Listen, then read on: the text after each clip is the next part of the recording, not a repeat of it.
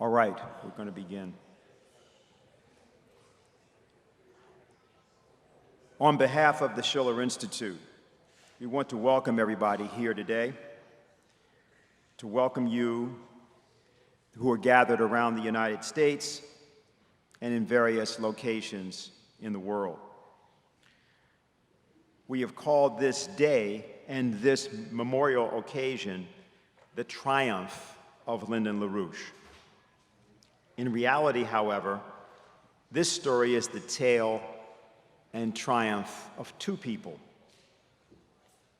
On October 12, 1988, over 30 years ago, at Germany's Kempinski Hotel, 1 year before the Berlin Wall would fall, Lyndon LaRouche stated to a baffled press corps, "I can assure you that what I present to you now on the subject of the prospects for the reunification of Germany is a proposal which will be studied most seriously among the relevant establishment circles inside the United States.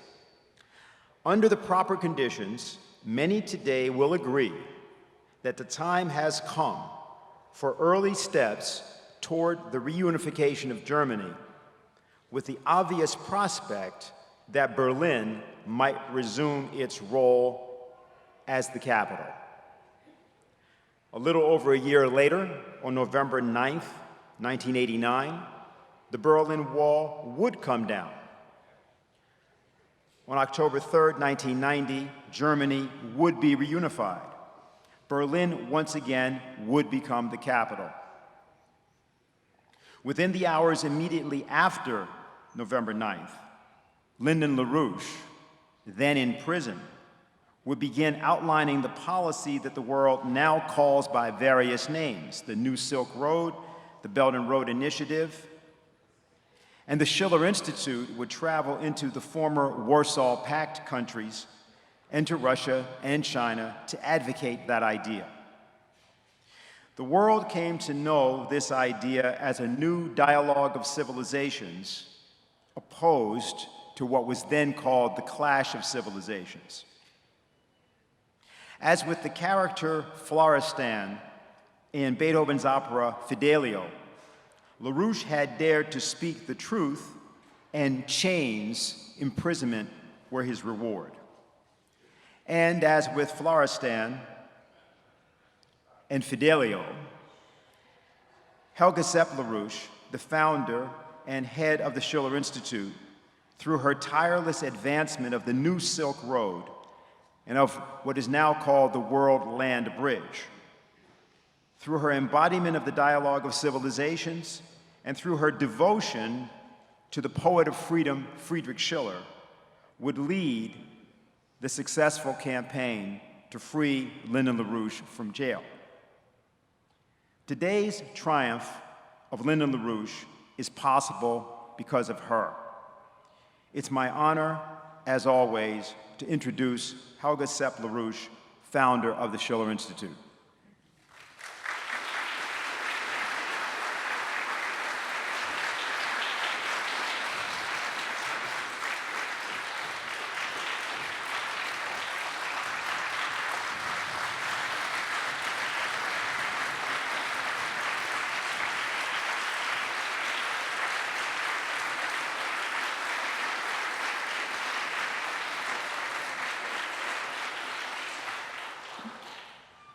This is a unique moment in all our lives, where we assemble here for the memory and honor of our beloved Lynn. Lynn changed the life of most of us in the most profound way. And if we ask ourselves, where would I have been if not for the unbelievable privilege to have met Lynn, the most creative thinker of our times? If one looks around in our society today, so many ill-spent lives, people drowned in material greed, chasing for money, objects, entertainment.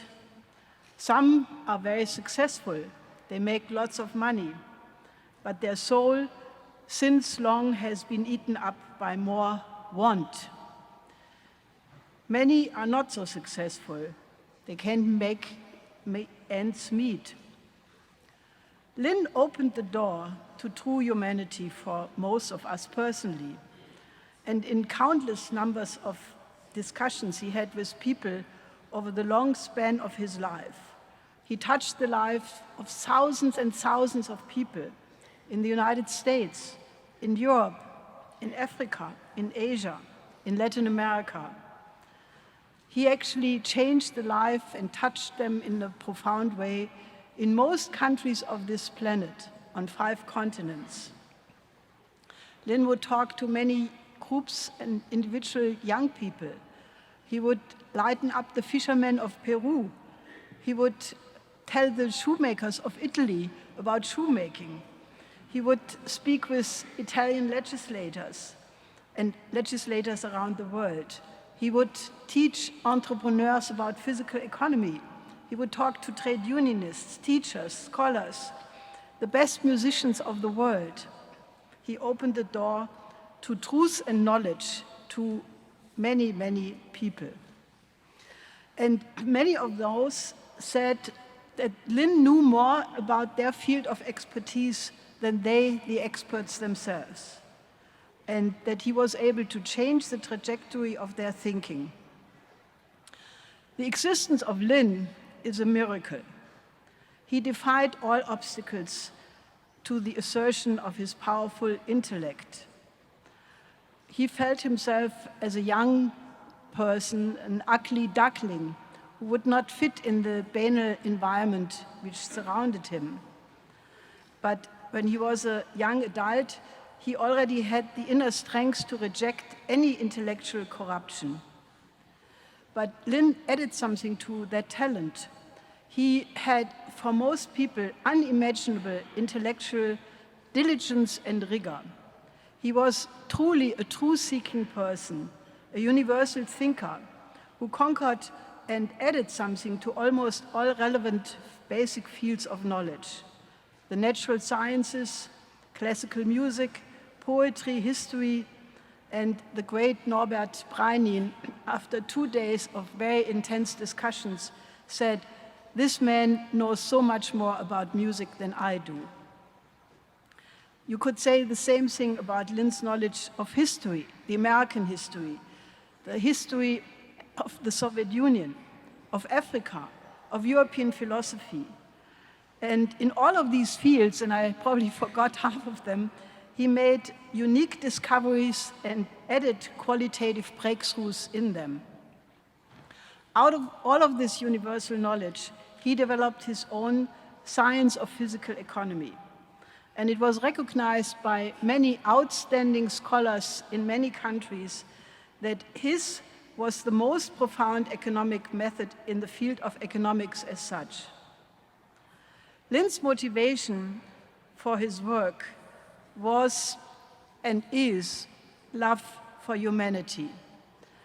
He was working, when he was working on a project, he would work for 20 hours a day. And he would produce in his best times 60 to 80 pages with footnotes so that the editorial would have absolutely no work to change anything.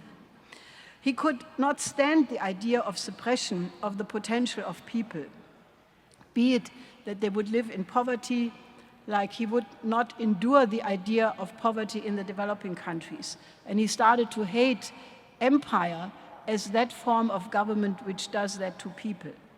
But he also would not stand the oppression through erroneous ideas about the laws of the physical universe, because such errors would lead to the self-destruction of cultures and civilizations. I have never seen or heard anybody who was so absolutely focused on the necessary changes of the system of oppression and so absolutely focused on replacing it with his own vision of a more human and beautiful world. This view enabled him to recognize very early in the 60s the devastating danger of the rock sex counterculture. and look at the United States today in terms of that culture. If Lynn would have been president, and he could have been, because he was on a very good way in the 1984 campaign and the Illinois campaign of '86, this would never have happened. And but for the operation of the neoliberals and neocon establishment, he would have put the world in order. Think about the changes he already started to effect. The development of Latin America through his cooperation with Lopez Portillo. The beautiful idea of overcoming poverty in India through his working with Indira Gandhi on a 40-year development plan for the subcontinent. He was about to overcome the military blocks of NATO and the Warsaw Pact through his conception of the SDI, the idea to end geopolitics and to proceed with the idea of one humanity.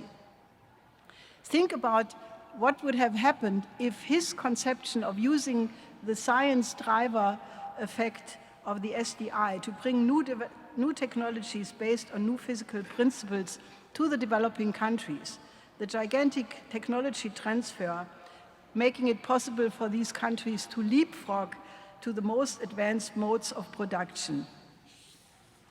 For several decades, the alleviation of poverty in Africa, Asia, and the United States would have happened. You would have universal education of every child already in the second generation and of educated youth in the developing sector. In the United States, you would have a public debate of the issues Lynn raised in his beautiful speech of 1988 in Chicago in the Food for Peace conference, to make the African deserts a lush garden, to produce enough food for the world population. There would be a debate in the United States not about the Games of Thrones, but about the Einstein theory of general relativity and the laws of the universe. He would have musicians discuss the principles of thorough composition in the tradition of the span of composition from Bach to Brahms. He would have caused scientists to have a deep understanding of the principle of life, where they would have found a solution and cure to most illnesses. The creativity per se would be the highest value in society, and all would experience the intellectual joy of a new international renaissance. And we, who worked with Lynn, had the privilege of getting a taste of what it means to live in the world of ideas. If Lynn would have become president, the whole United States and the world, this Renaissance spirit would have become the intellectually hegemonic power. The United States is very fortunate to have such a person with such a beautiful mind and such a prophetic vision. Lynn and I had a meeting once with the Bishop of Rome, and he said, Lynn is a man of providence. And I absolutely agree, because Lynn's life and his life's work is in absolute tune with the intention of creation.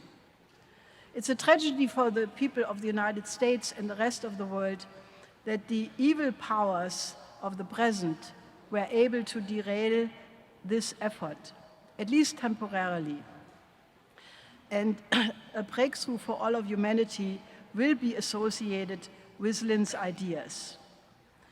But Lynn's vision of a fully developed world becoming a reality in the form of the World Land Bridge is now happening, of a new form of international relations among nations, of a dialogue of classical cultures replacing confrontation, and of the vision of an international cooperation of colonizing the moon and a joint Mars mission. His enemies, who are the enemies of humanity and the happiness of the people, they prevailed in the short term, but they are already haunted by the Irinis. They may be have been able to cover up their crimes for a short while, but there is this higher power of natural law which will bring their crimes to the light of the day. Lynn, on the contrary, has earned eternal life. His life is in the simultaneity of eternity. His mind and ideas transcend all places and times. Lynn is now in a realm like shown in the School of Essence. He is with Socrates and Plato, with Confucius, Kepler, Leibniz, Bach, Beethoven, Einstein, and Bernatsky, and all the best minds of all times and all cultures. You are immortal, beloved Lynn.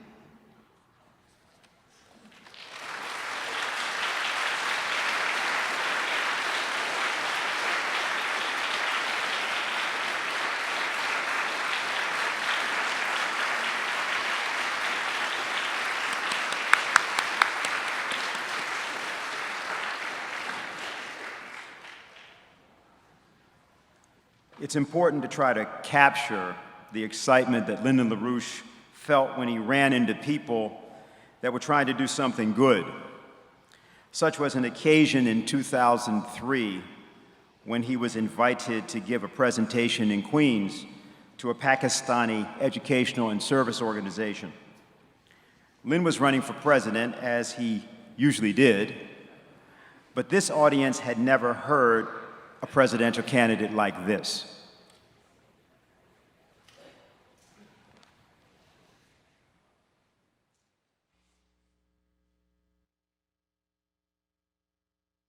Friends, as you look around the world today, you have two pictures. One, a fearful one, a spread of war, threat of war, terror. On the other hand, in Asia in particular, Eurasia in general, there's a new movement, new cooperation among the nations of Asia, steps toward cooperation. Pakistan, India, China, Southeast Asia, Iran, nations of Central Asia, Russia, moving toward Europe. The world is in a great crisis, great economic crisis. The financial system is in danger of collapse and will collapse, but we can fix that. Governments have the power to fix those kinds of problems, and life will go on. The problem is, above all, is the mind of the people of the world.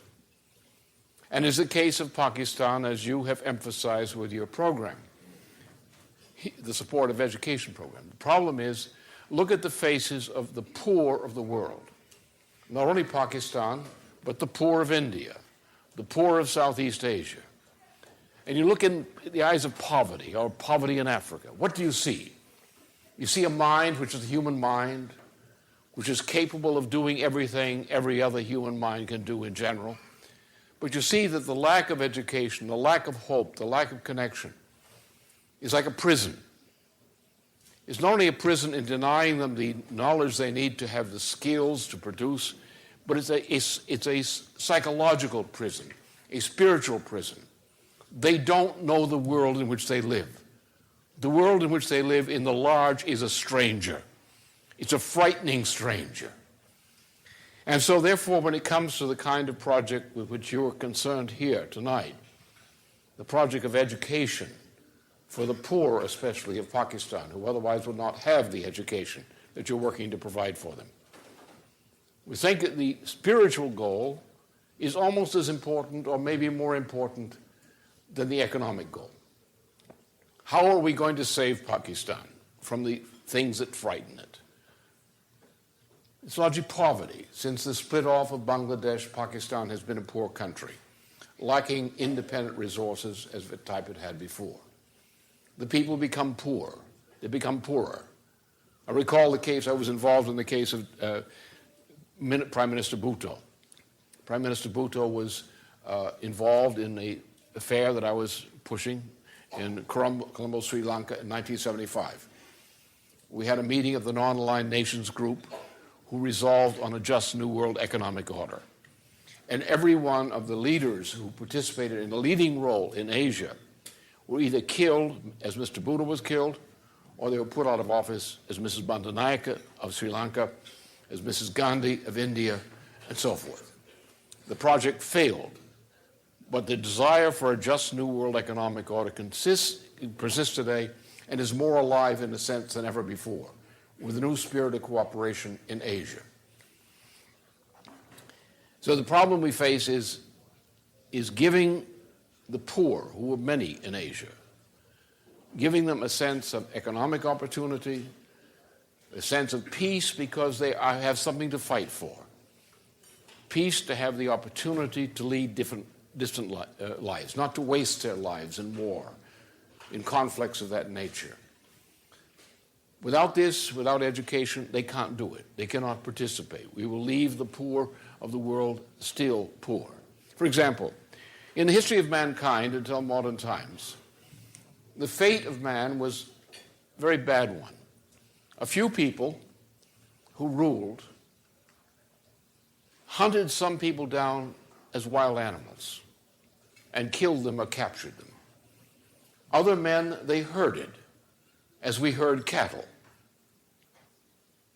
And they were not allowed to rise much above the status of cattle. Their humanity was denied them. We still around the world today have poor who are being denied humanity. They're being denied the knowledge to elevate themselves above the level of virtual human cattle, who are sometimes cared for, sometimes not. But in a sense, they go into the fields, they go into the stall, they are milked, they work as animals do. And the function of education is both to provide the individual with the ability to participate efficiently in society, but also to realize their potential as a human being. The other aspect of it, which is important as I see it around the world today, is pessimism. In the United States, there is great pessimism. There's a friction of pessimism in politics. What we sometimes call corruption in politics, and it is corruption, is a fruit of pessimism. People say you can't put the toothpaste back in the tube. You can't change the way things are going. You can't improve the political system. You can't solve the problems. You've got to learn to live with the problems. Pessimism. And pessimism leads to corruption. And around the world, the same problem. Pessimism. Pessimism in Africa, especially in black Africa. Pessimism in Europe. Pessimism in Eastern Europe. And less so in China. China's more confident. But fear in Korea. Fear what might happen. Fear in Japan. So the most important thing, in my view, in my experience, in leadership is optimism. Not arbitrary optimism, not false optimism, but knowledgeable optimism. The knowledge that we can, if we will, can do the things that have to be done. And optimism sometimes comes as a result of education. When a child relives some of the great inventions and discoveries of the past, or learns more about the world, the child becomes optimistic in the sense that people before him or her were able to do something. And they get a sense, if I know, I can do something. I remember when I was a child, growing up later, when young children would be brought into a family circle, what would the older people ask the child? What are you going to do when you grow up? And the child in my time would often have a very clear image. I'm going to do this. Why are you going to do that? What's your purpose? The child would have a sense of what they were going to do. They were optimistic. I know that in the period of World War II, when the United States had gone through a great period of pessimism in the 1920s and early 1930s, we began to come out of that pessimism during the period of the 1930s and the war. We were able to meet the challenge of war and the challenge of the hope of peace which Roosevelt represented, because there was optimism in the people. I saw things happen in wartime, under wartime conditions, which expressed optimism. optimism. People would do what they thought was impossible because they were optimistic. And the function, I think, of education, especially the education in poor countries, is to give the child the basis for belief in optimism, for the belief that we can do things, that the belief that by cooperating we can make things different, we can change things for the better. And that's what I look for. I'm privileged now because of my work internationally in dealing with countries in South Asia, Southeast Asia, East Asia, Europe, elsewhere. I see that there's the possibility of optimism. But then I see, when I look at the poor countries, such as Pakistan and India, which have many poor, even though many are not poor, but many poor, I think what will happen to the effort to build peace in this part of the world if we leave the mass of the population, the majority of the population, ignorant and poor, with a sense of hopelessness that can become a disease that can destroy all our wonderful aspirations. So I must say briefly, that to be as brief as possible, I can say much more about many things, and maybe you would like to ask me about some of these things later tonight. That this is a very worthy cause. It's a small part of what is needed. But sometimes we set an example by a small effort and hope that others will be inspired by what is accomplished by the small effort, and hope that therefore that example will inspire others to do more. And I shall go on as I will. If you ask me about it later tonight, I'll tell you what I'm going to do about this situation. I'm confident that the United States can change. It can change from what it is now. It can change quickly. What we're doing now is wrong,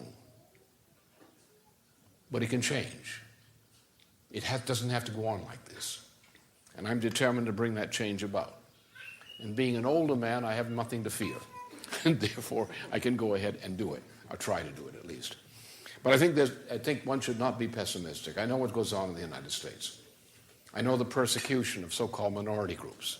I know the persecution of Islamic populations, of people from Islamic backgrounds. This is a melting pot country. We have everybody in this country. This is not a country of Anglo-Saxons. It's a melting pot nation from all parts of the world: Chinese, Koreans, Mexican Americans, Spanish-speaking Americans of all kinds, all branches of Europe, Turkey, the Middle East, Egypt. They're all here. This is a melting pot country in which the richness of the country is the fact that we're a melting pot country. We live together, and by living together with cultures and different backgrounds, we have an understanding of what peace means.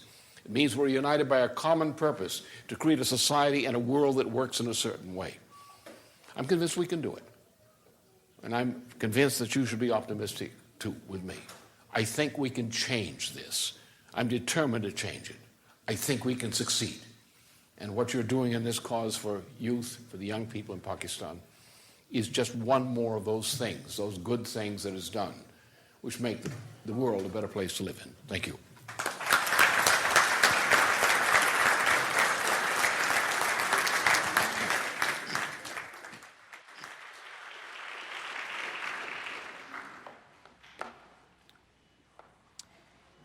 If the trumpet should give an uncertain sound, who shall prepare himself to the battle?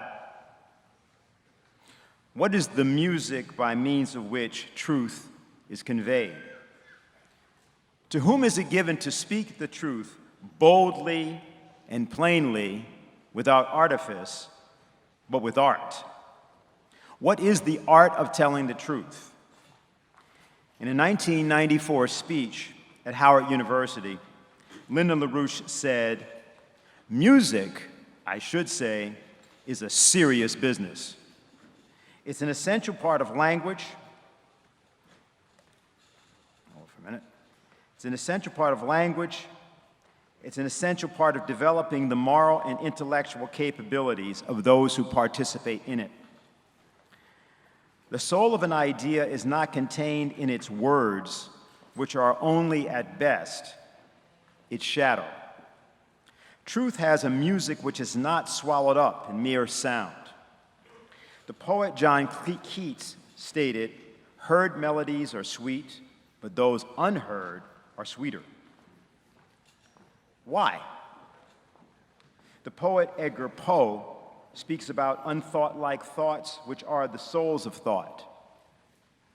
The poet uses words to point away from themselves in order to point us away from the shadow of ourselves. We are a single, indivisible humanity in which our immortality resides. Our individual lives, while mortal, are the necessary instrument of human creativity. But immortality is also a choice. Lyndon LaRouche warned us about that many times. Whole societies often choose extinction over immortality. For Hamlet, immortality was the undiscovered land from which no traveler returns.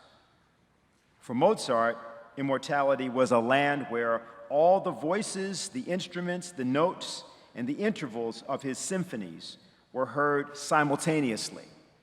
That was how he heard music, in a simultaneity that could only be experienced in a timeless time. Immortality was neither an intimation nor an aspiration for Mozart or Bach or Beethoven. It was a daily practice, a very serious business. If the greatest work of art would be the creation of true political freedom, the voice of that artist must indeed sound a certain trumpet. Many speak, but few sing. Lyndon LaRouche was a singer whose chosen instrument was the mind of his audience and whose economy of thought could awaken the Lazarus of the American Revolution, whom its enemies proclaimed to be dead, though, as LaRouche knew, it merely sleeps. Though his proposals were often defeated, the objective, justice, including economic justice for all people that LaRouche had espoused, that Schiller and Beethoven had famously expressed in their Ninth Symphony, the desire that all men shall be brothers, that was the spark that drove him. As Schiller wrote in the play Don Carlos, a purpose that higher reason has conceived, which men's afflictions urge, 10,000 times defeated, may never be abandoned.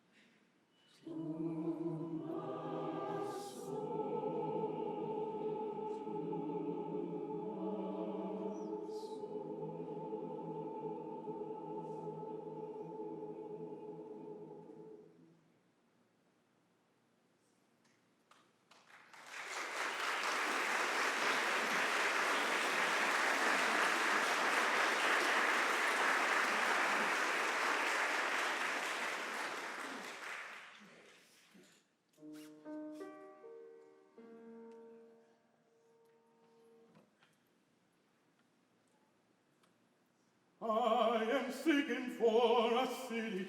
Hallelujah. I am seeking for a city. Hallelujah. For a city into the kingdom. Hallelujah. For a city into the kingdom. Hallelujah. Oh Lord, don't fear, don't waste time, children. Oh glory. Hallelujah. For I hope to shout glory when this world is on fire. Children, oh glory. Hallelujah. There's a better day coming. Hallelujah. There's a better day coming. Hallelujah. When I leave this world of sorrow. Hallelujah. To join that holy number. Hallelujah.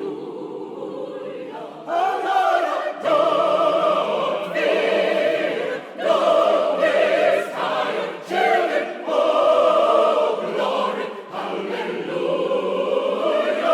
For I hope to shout glory when this world is on fire. Children, oh, glory. Hallelujah.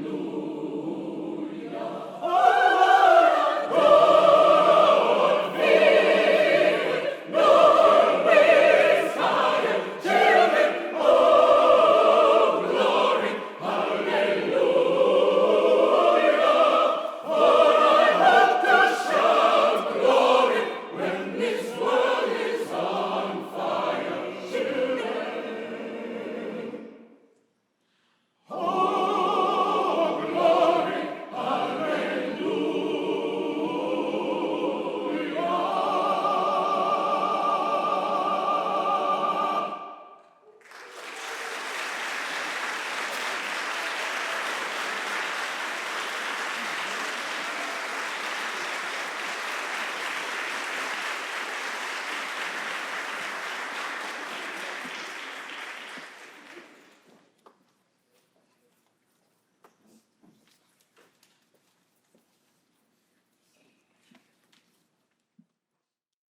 One of the things which was most delicious was we stopped in Leipzig, and I had a very unusual experience in the sense of participating for several hours in auditing the rehearsal of the Thomanerchor in Leipzig. And then the next evening, at the evening Vesper service, hearing the performance of the complete repertoire for that week at the service and being able to compare what had been gone through with the rehearsal and what was heard in the evening. Now, let me just qualify for those who may not know it. Some of you here do know this. The Thomas Cathedral Choir is a separate school, has been in existence since the year AD 1212. It has, according to all reputation, an unbroken singing program that it would sing every week on Friday evening at Vesper service. And that's been going on since AD 1212. The nearest thing they had to a break was in the middle of the Black Death in the middle of the 14th century, at which point they were down to 3 boys because the Black Death was killing off the singers, but they still sang. So the word is that they've sung for almost 800 years. Now, the discipline is tremendous. The cantor who is conducting the performance is himself a product of the school, and was a very trained musician, about 40 years of age, but a full bearer of the tradition. Let me just identify the tradition, and then I'll come back to in due course how it bears on here. Every week, these boys, who range from 7 to about 18, that is, it's a secondary school program, they are chosen for their voice and their musicality. But they're given a full gymnasium education, like a secondary school, from that time until they complete graduation. Their musical work is done as a part of the total program of studies. Each week, from the beginning of the week until Friday, 4 days a week, normally, except this particular week where they only had 3 days because of a holiday. 4 days or 3 days a week in this case. They start from scratch with a completely new repertoire for that week's Friday evening Vesper service. They learn from scratch. They then perform on Friday, and the following week take up a complete new program. So in about 3 years or so, they've gone through pretty much the entire Bach motet and cantata repertoire. And they won't forget it, I assure you. They never will forget it. I saw the performance. Not only are they well trained, but this particular discipline is very important. I've seen perhaps not as many rehearsals as some of you have seen, but I've seen a number. And I can tell you the density in the rehearsal, the density of direction was about as intense as I've ever seen. But the boys were responsive and trained and able to do it. During the 3-hour rehearsal, there was a break of about 15 minutes, in which these very serious, intent young boys and older boys, sitting in their chairs, cross-legged and otherwise, but nonetheless singing and very intent in the most professional manner, suddenly turned into boys, fresh boys. And they raced out of the area into the yard, played soccer, then came back in as fresh as they had left and sat down sedately, or as sedately as boys can do, in their chairs, and they concentrated totally on what they were doing. So it was total concentration and total training and a masterful direction. Now, the particular work, which was the featured work of the Friday program, which they were rehearsing this Thursday morning when we were in there, Thursday noontime, was Jesu, meine, Freude, which is one of the most difficult motets to perform adequately, not to perform it, but perform it adequately in the motet repertoire. It has challenges in there which are rather astonishing. The boys were learning it. The direction was intense. The management of the direction was intense. Nothing passed. Everything was corrected. Diction, approaches, everything was involved. The following evening, I missed the intervening rehearsal, which was done as the dress rehearsal in the morning on Friday. But we were at the evening rehearsal, and I tell you, one of the few times in recent years hearing a musical performance, the tears came spontaneously flowing out of my eyes. Couldn't hold them back. The performance was magnificent. Everything that they had been taught, that they had rehearsed, every correction came through in the performance. And better, of course, much better. The boys came in intent. There are about 80 of them. 2 groups, the young boys who were the pre-voice change and the young men who were the older after voice change. They came in with a canto behind, every one of them fully concentrated as a musical performer, prepared to perform. And that moment of total concentration that's required before you've got the idea of your composition in your head, before you start to perform. They came marching in with that idea in their head, a full program. They performed with precision, with shaping of tone. They sang not on the notes, but they sang between the notes. They knew how to do that. They were trained for that. It's the most remarkable performance of Jesu, meine, Freude I've ever heard. And it was more remarkable because I had experienced the part of the process of its production in the sense of participating in the rehearsal. And therefore, as you know, you have a much keener sense of the composition when you've lived through the rehearsal. And you're sweating as to how it's going to come out in the final actual outflowing the performance.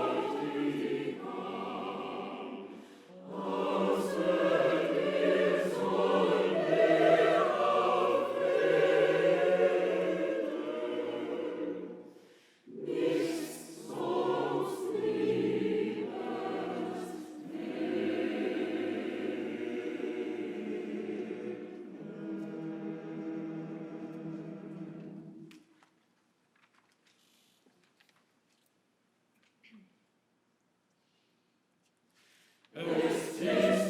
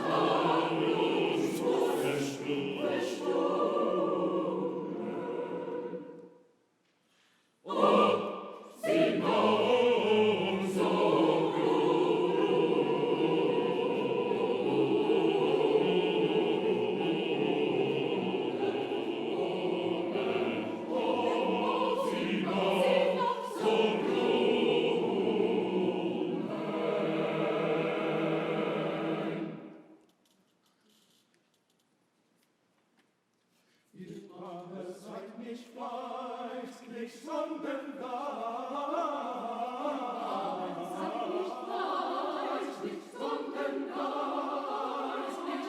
Aber seid nicht feindlich, sondern geistlich. Sondern geistlich. Seid nicht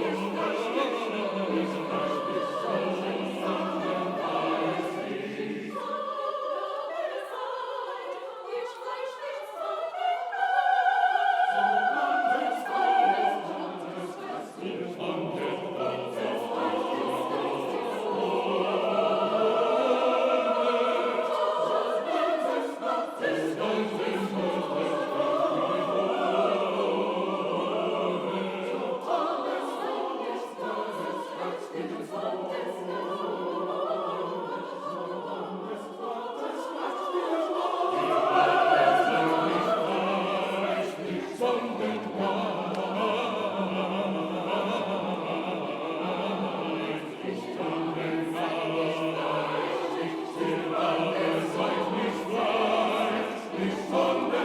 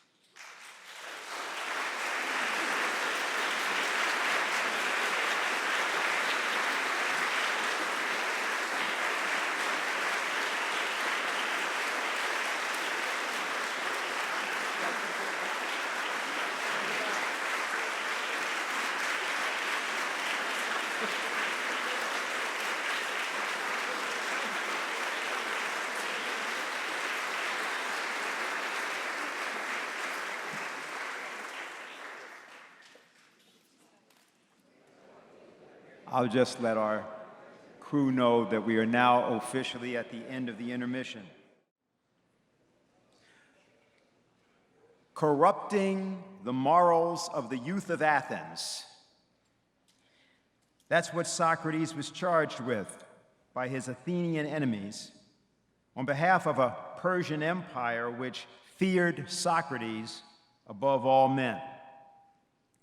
The International Philosophical Association, formed by LaRouche 50 years ago, was composed entirely of youth, thrown up by the tumult of 1963 to 1968, and it was forged in post-assassination America, the assassination of JFK, Bobby Kennedy, Martin Luther King, Malcolm X. And that association was dedicated to reversing the cultural as well as political defeats of those times.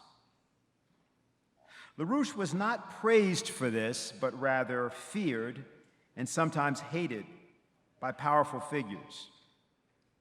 Despite this, he was joined by youth from the United States, Europe, South and Central America, Asia, Africa, and throughout the world. 30 years later, LaRouche would repeat this initiative, forming what became known as the LaRouche Youth Movement. And in between, he would achieve success in his chosen mission, but would also pay a high price for this success. He would be railroaded, but he would not be silenced. Socrates, the man in whom conscience, consciousness, and inclination were all one thing, was placed on trial in an unjust proceeding, convicted by the Democratic Party of Athens, and sentenced to death. LaRouche would outlive his de facto death sentence, but would not be exonerated despite eloquent objections to this injustice from around the world.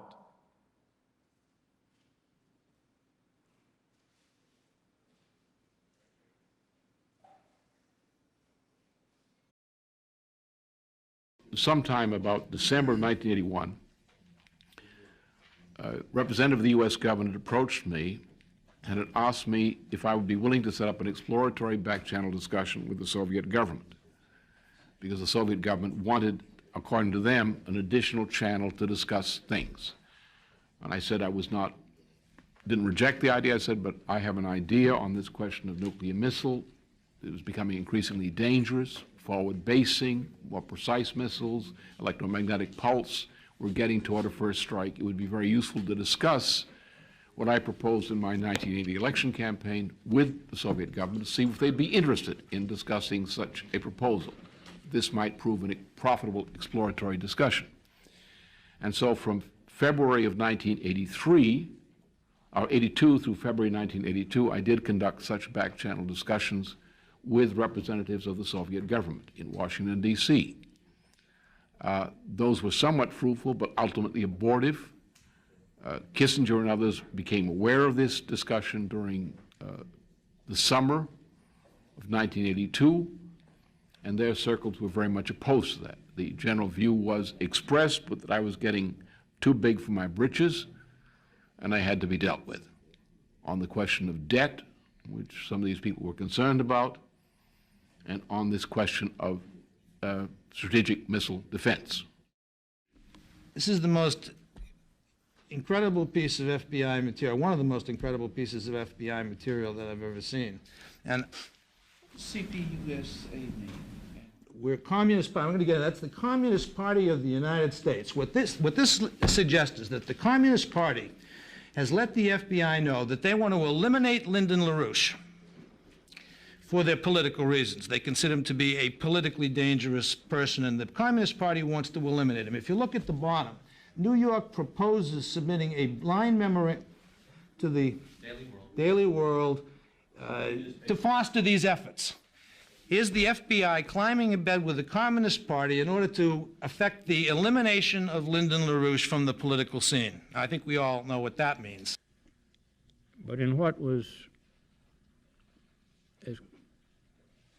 complex and pervasive utilization of law enforcement, prosecution, media, and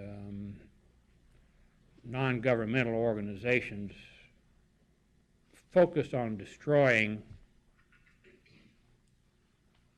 an enemy.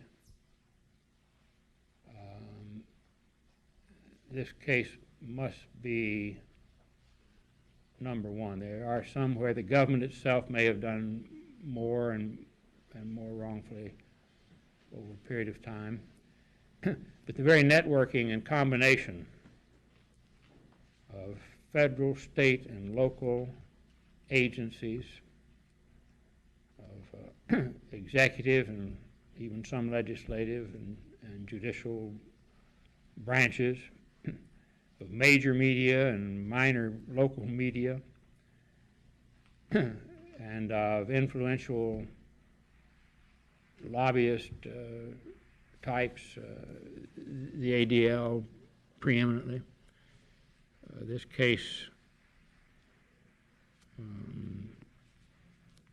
takes the prize. Henry Kissinger, who we all know by name and some probably remember by reputation and actions, was a very powerful man.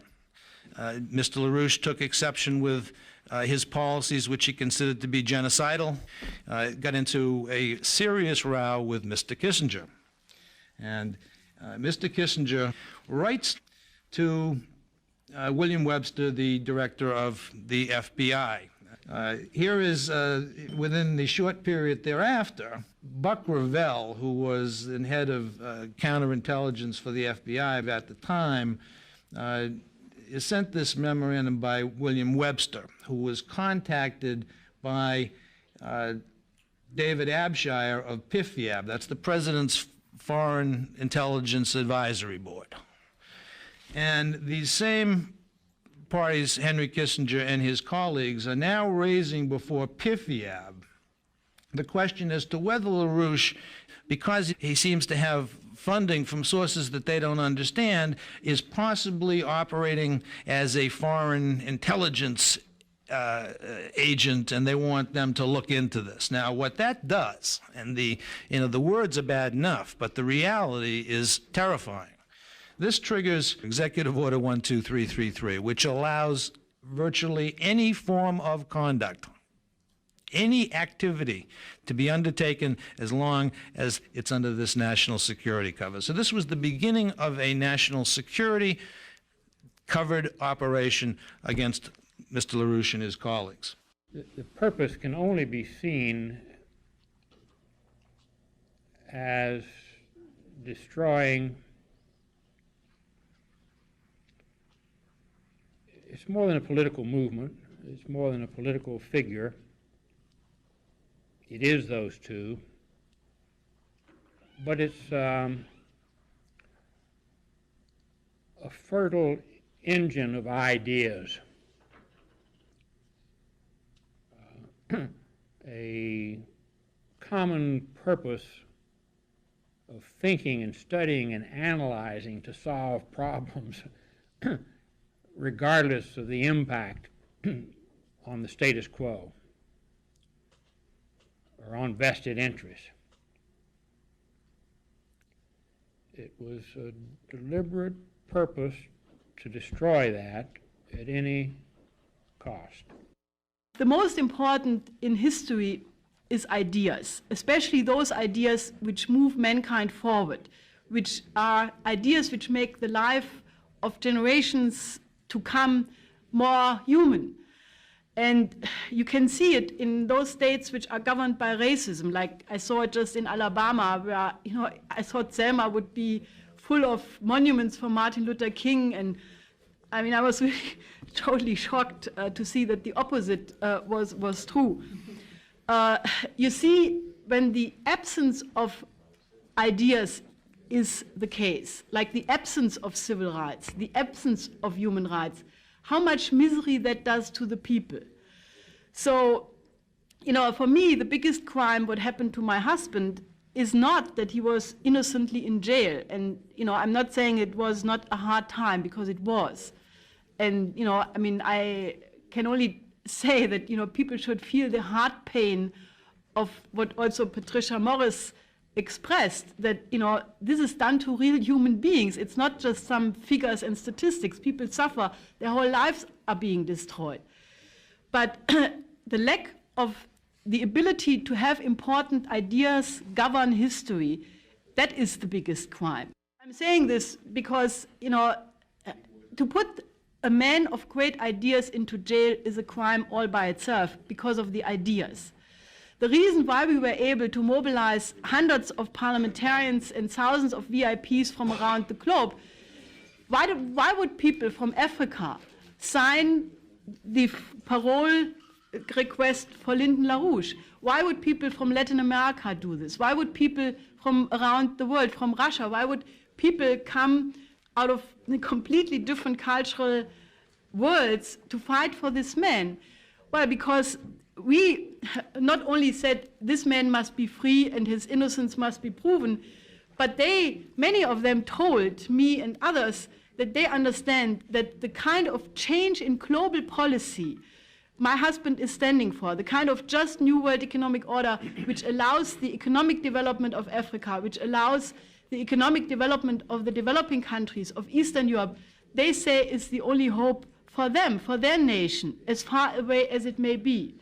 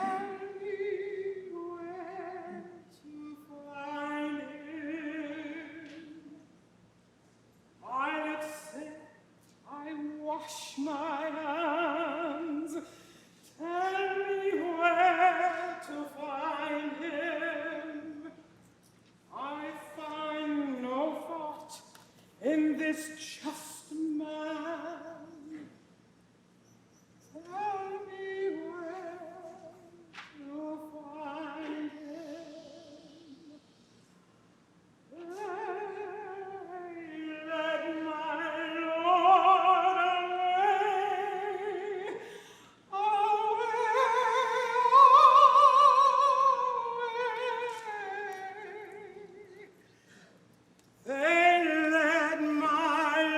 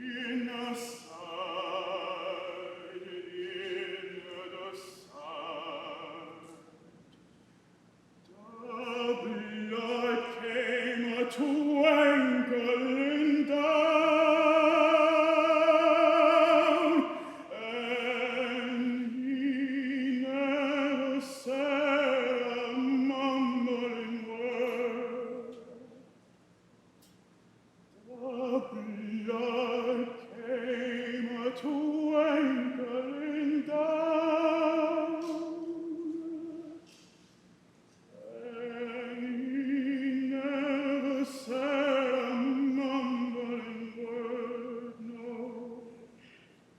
not a word, not a word, not a word. He hung his head and died,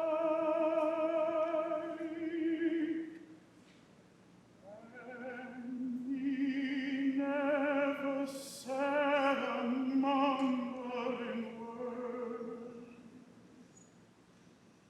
He hung his head and died,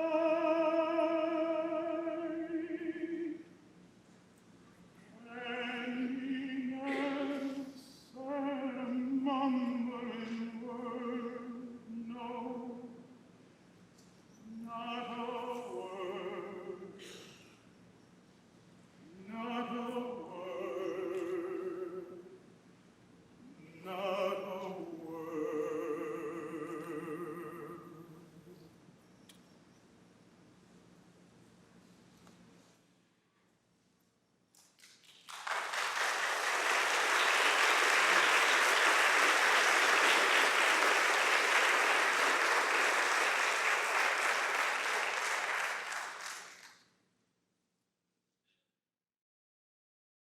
Like the case just of Martin Luther King. Now, I never personally met Martin Luther King, but I watched him closely. And I know something about Martin Luther King from people who knew him and his circumstances. And here's a man who's a good man, he's a preacher, Baptist preacher, I don't know, but they run to this way and that way. But one day somebody appointed him, nominated him to be a leader of the civil rights movement, out of a crowd, so to speak. He took the job as an appointee, like a federal appointee, only this was the civil rights movement. He went from crisis to crisis in a few years from the time that he received that appointment until he went to his death, knowing he was facing death. And in that period of time, he made a number of public speeches of great power and pith. Each of those speeches corresponded to a point of crisis in the history of the civil rights movement. And I saw on television, and I read in the recorded speeches, I read a man who had gone into private, into his own Gethsemane, probably inspired by reading the New Testament, and said, I will drink of this cup. And he came out with an idea, with a lot of people swarming around him. But he came out with the idea, and he presented a concept which took a whole people who were looking to him in the civil rights movement, and he ennobled them. He said, you're not fighting for African American rights, you're fighting for everybody's rights. You're fighting to make the Constitution real. And it was a new idea, a different idea. And as he did with his mountain speech that he gave just before he went, again, a man who had walked into Gethsemane and said, yes, Lord, I will drink of this cup as my Savior before me. And he went out and he drank of the cup, and he inspired people.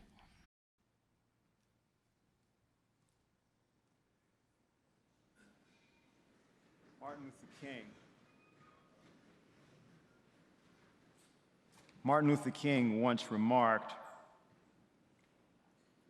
you may be 38 years old, as I happen to be, and one day some great opportunity stands before you and calls you to stand up for some great principle, some great issue, some great cause.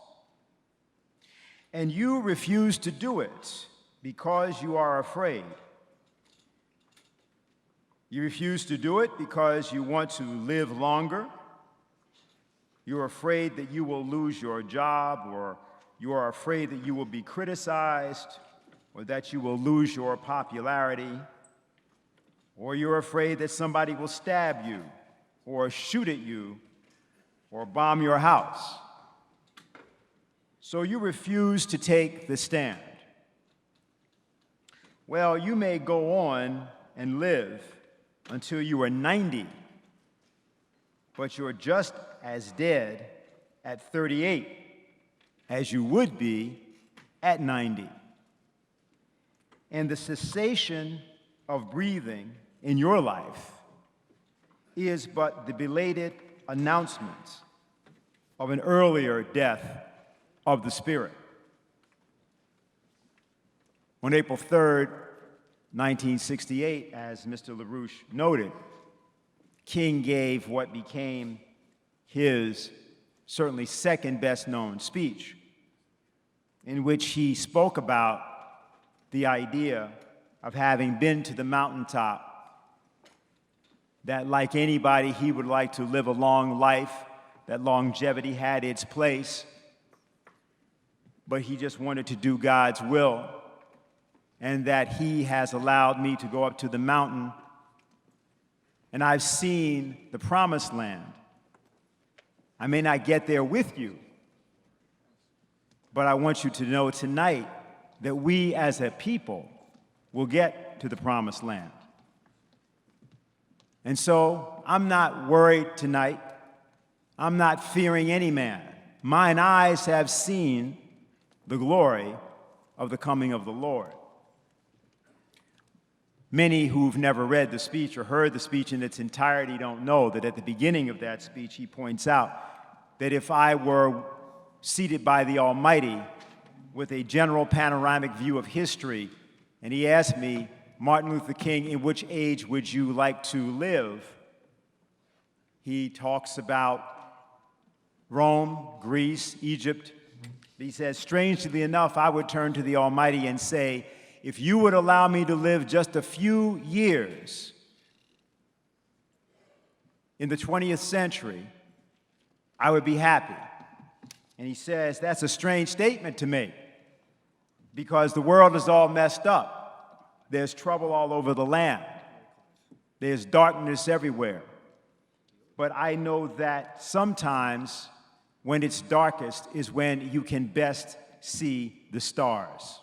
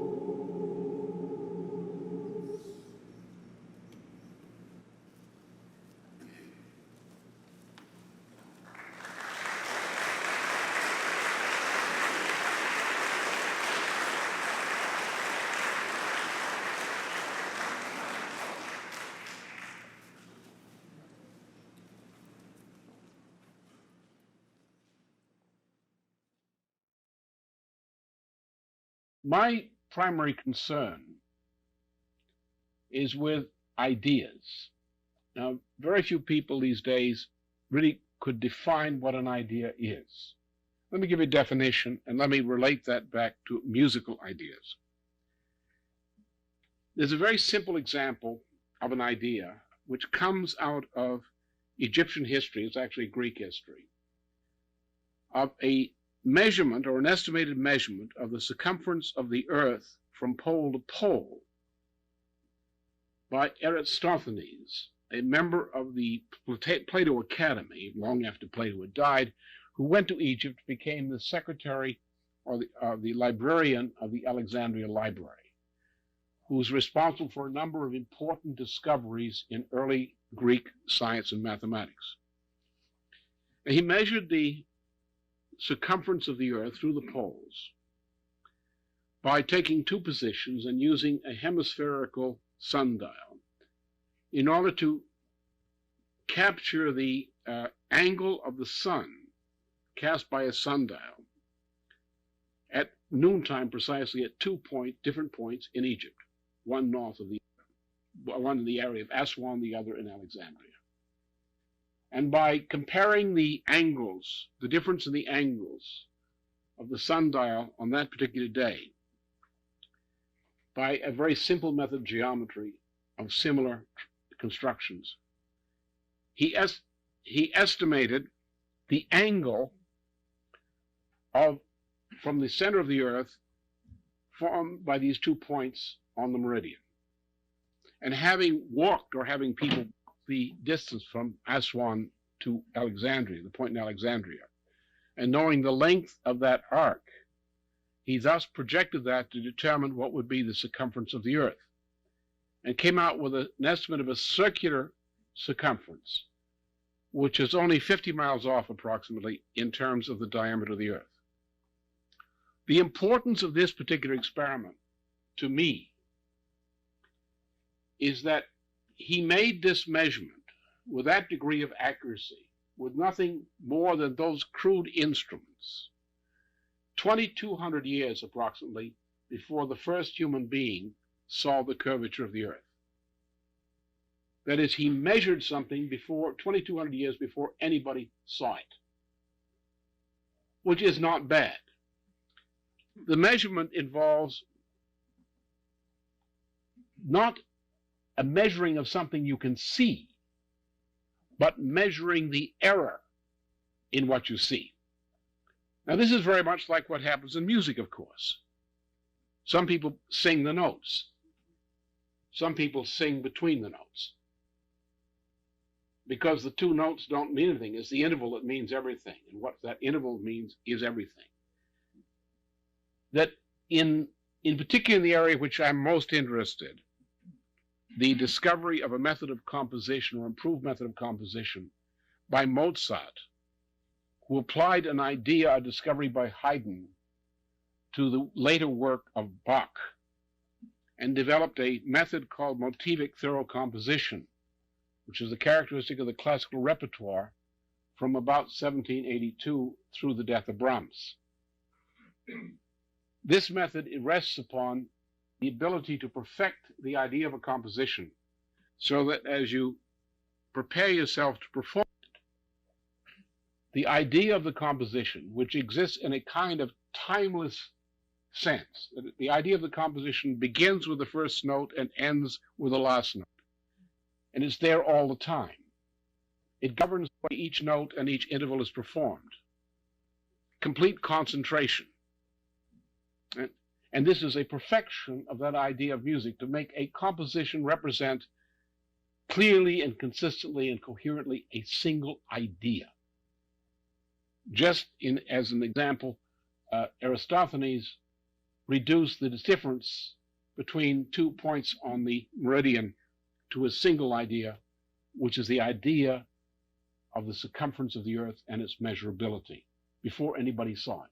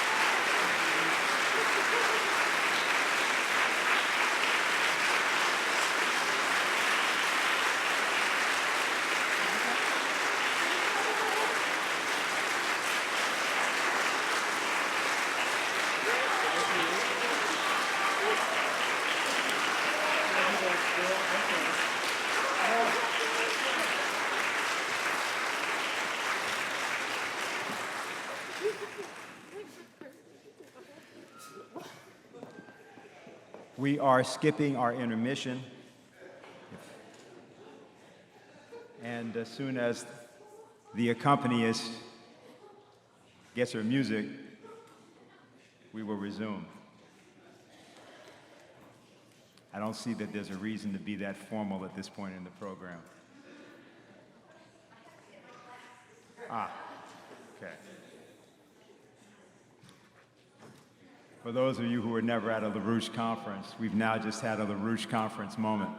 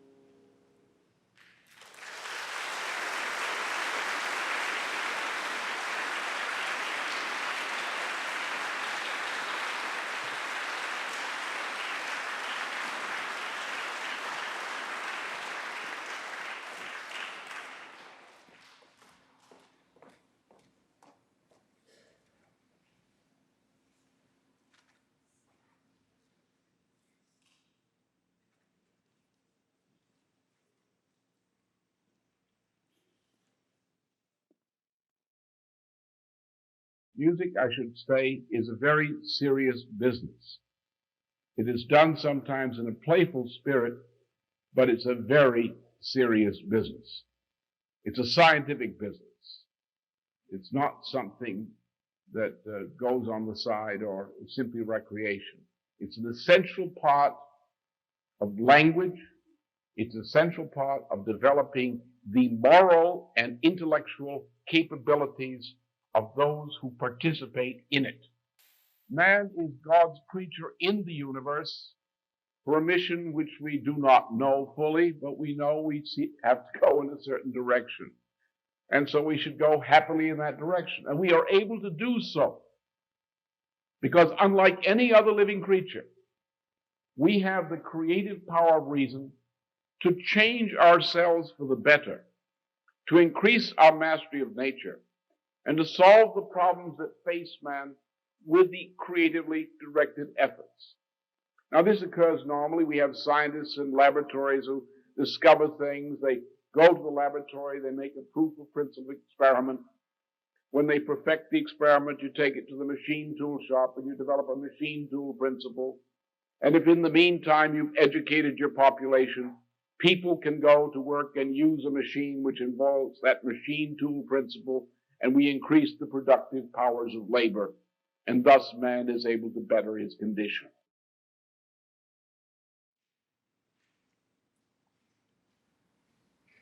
A great man's deeds continue to work upon other men's lives through the ages. For the good a virtuous man can do cannot be done within the span of one man's lifetime. So lives he on beyond his death and works as truly as in life. The virtuous deed, the well-spoken word, fight on, immortal, as he, a mortal, fought. So livest thou too, through measureless time. That idea is the idea that Lyndon LaRouche lived by, lived for. The final line of this poem, dedicated to the composer Ludwig Beethoven. Rejoice in thy eternity.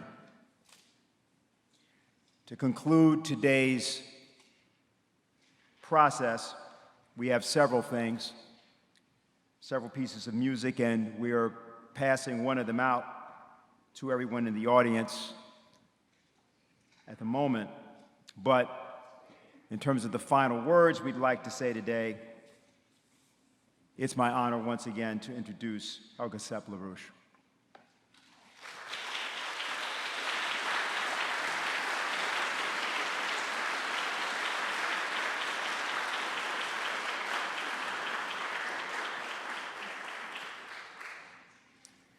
I want to give you a quote which William Warfield gave as a contribution to the Festschrift for Lynn's 80th birthday in 2002. Yes, the great Johannes Brahms' Vier Ernste Gesänge has been for me as well his last will and testament. My friend, what can be better than now there remains faith, hope, and love. These three, but the greatest of them all, of these three, is love. Liebe, die Liebe, is the greatest of it all. Lynn, we love you so very much, who you have loved mankind so in such a way, that we make the sacred commitment to carry out and realize your vision, to contribute with all our potential to make the world a better place. You are with us, and we are with you forever. And I say to you what your last words were to me. Ich liebe dich.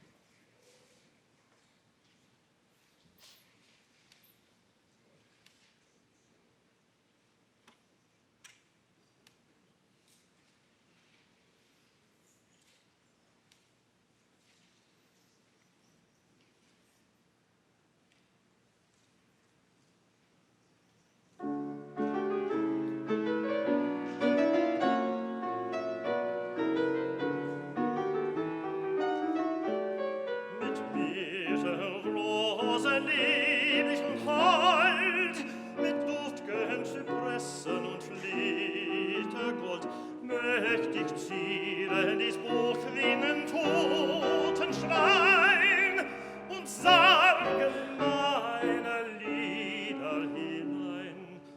O könnt ich die Liebe Sargen hinzu. Auf dem Grabe der Liebe wächst Blümlein der Ruh. Da blüht es hervor, da pflückt man es ab. Doch mir blüht's nur, wenn ich selber im Grab, wenn ich selber im Grab.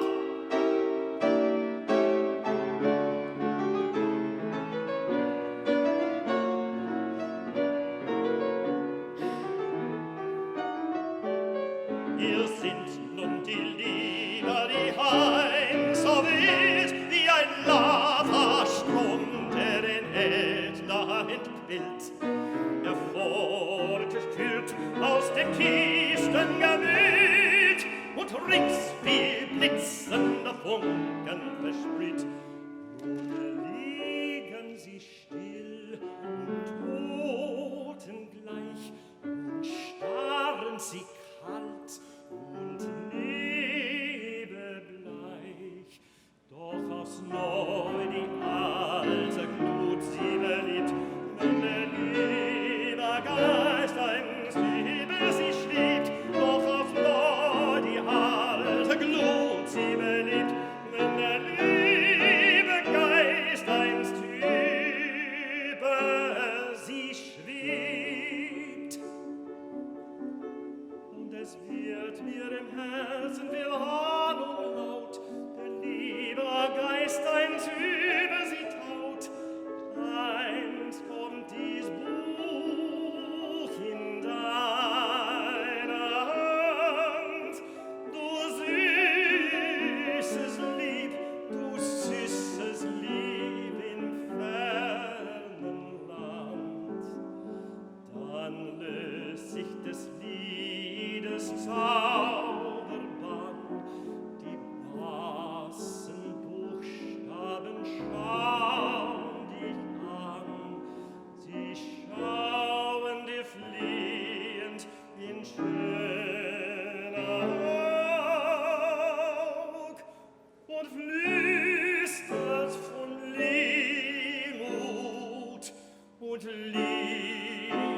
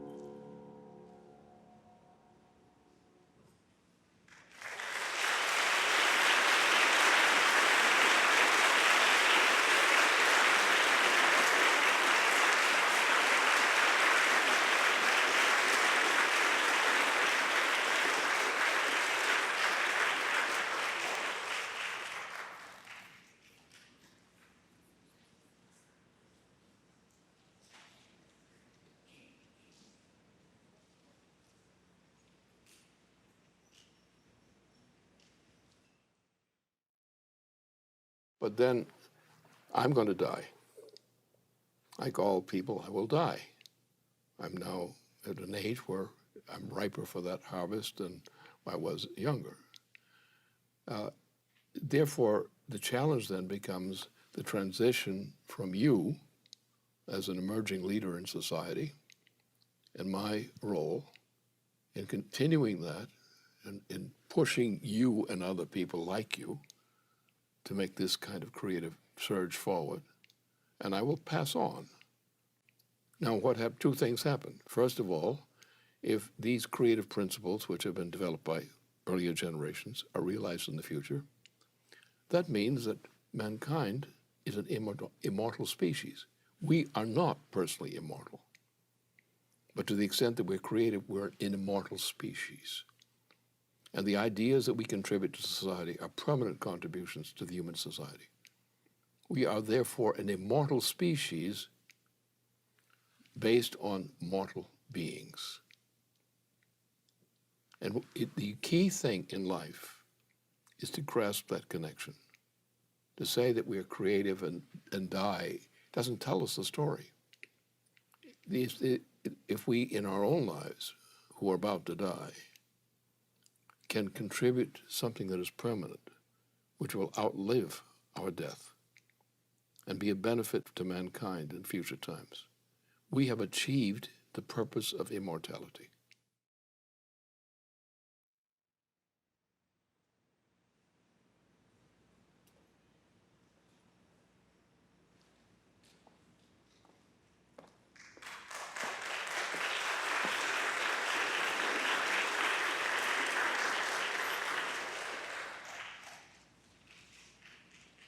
Everyone is welcome to sing.